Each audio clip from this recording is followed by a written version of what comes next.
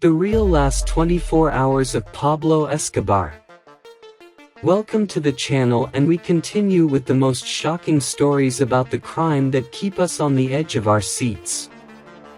On this occasion, we present to you the true story of the last 24 hours of Pablo Escobar, one of the most infamous and powerful drug traffickers of all time. We all know the story of how Escobar became the owner of one of the most powerful cartels in Colombia, how he became an enemy of the state, and how he was eventually hunted down and killed by the authorities. But what really happened in the last 24 hours of his life? How did he manage to escape from the authorities and hide for so long? Who was involved in his capture and death? Although many theories have surfaced over the years, the truth about what really happened in those final hours remains a mystery. But, in this video, we delve into the darker and unknown details of Escobar's story, with the intention of unraveling the truth behind his death. If you want to discover the truth behind the story of one of the most famous criminals in history, don't miss this video. But keep in mind, what you will discover may leave you with more questions than answers. Don't forget to like and subscribe to be aware of our upcoming crime and mystery stories in El Punto de Mira. Did the Colombian army really kill Pablo Escobar?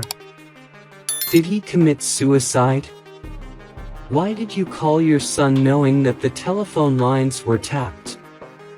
In order to answer these questions, we have collected enough information about his death and the details of his last moments. So, forget everything you think you know about Pablo Escobar's death, as we'll present you with a clearer, more accurate picture of every detail leading up to the moment his death was confirmed. On December 2, 1993, at approximately 3 p.m., a message was delivered via portable transmitter to the Colombian army.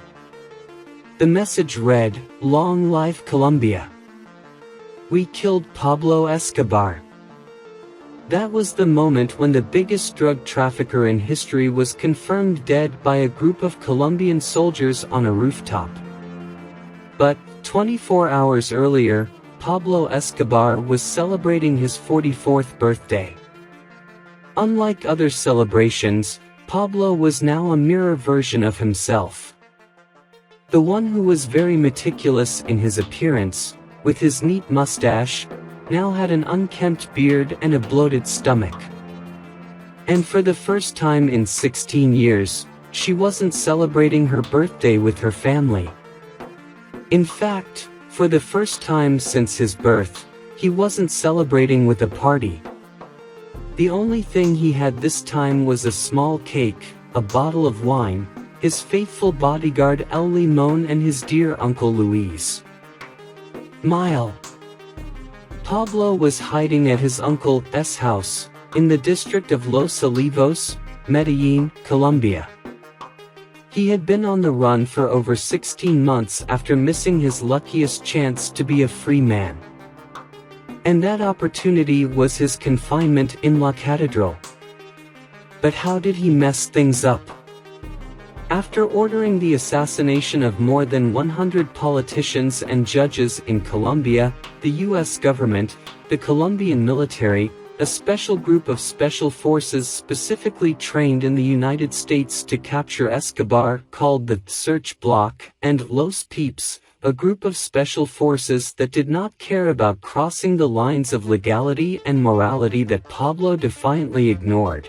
They were all looking for Pablo Escobar. But this search for Escobar did not begin just 24 hours before his death. It began after he broke his agreement with the Colombian government in June 1991, at the height of his power.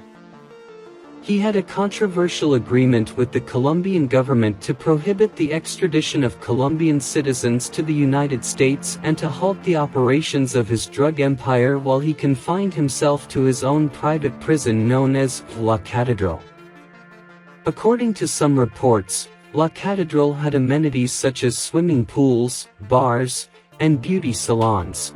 But what was most surprising was the presence of beautiful women, even in greater numbers than Colombian police officers. This privileged environment was the perfect place for Escobar, who had all the luxuries and comforts necessary to continue running his drug trafficking empire from his cell.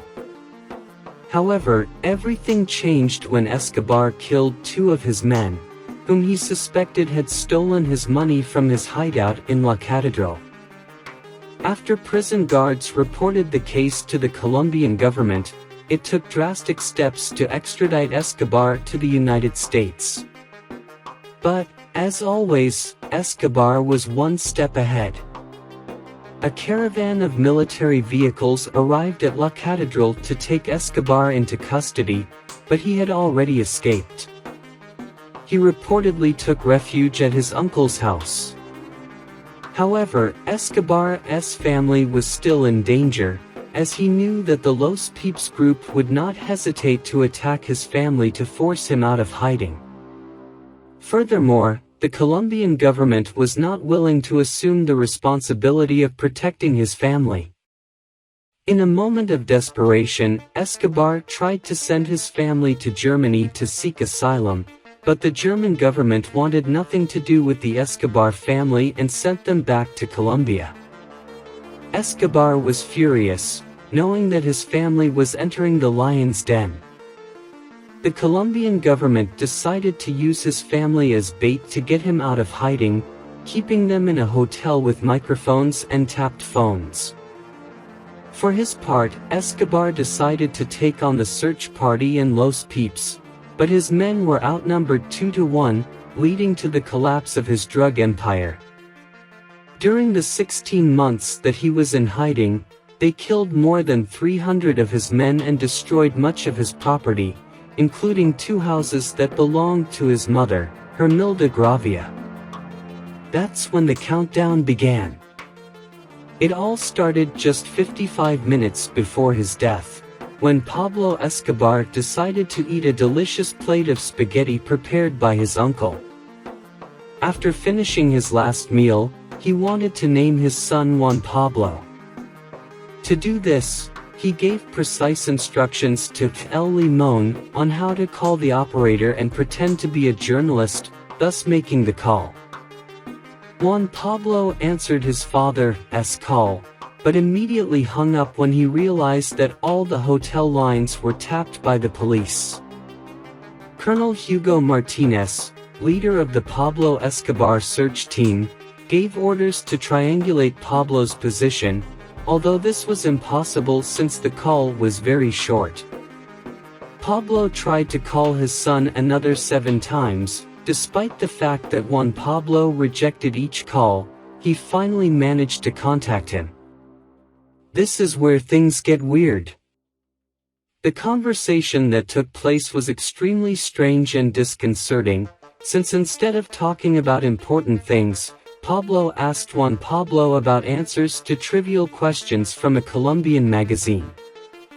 Despite Juan Pablo reminding his father that all phone lines were tapped, Pablo kept talking, allowing Colonel Martinez's search team to determine Pablo's exact location. Seeing Pablo Escobar through a window. Immediately, at 2:57 p.m., a convoy of 300 armed men surrounded the building. Pablo was still on the phone when the officers broke into the house. At that moment, El Limon, one of Pablo's closest collaborators, opened fire on the officers who were coming up the stairs. It was at that moment that Pablo ended the call and took out his gun to shoot. Contrary to what is believed, El Limon cowardly fled to the roof, where he was riddled with more than 300 shots. Pablo, for his part, tried to resist the assault and escaped through the window before being hit by a bullet in the torso and leg, which ultimately caused his death. Aside from the drama that occurred minutes before his death, there remains the question of what exactly happened seconds before he passed away. According to an official source, An unknown member of the search block followed Pablo through the window and fired a bullet into his already wounded body to finish the job. However, another, stranger version of Pablo's death claims that a man named Rodolfo Samila Escobar, who claims to be Pablo's brother and a member of Los Peeps, shot him with an M16 as he was running across rooftops. There are no official reports on who this man is and if he really was Pablo's brother, so this story could not be true. The most logical and authentic version of Pablo's death comes from his son, who now calls himself Sebastián Marroquín. Sebastián affirms that Pablo committed suicide, and what you will hear next are his reasons why he believes it.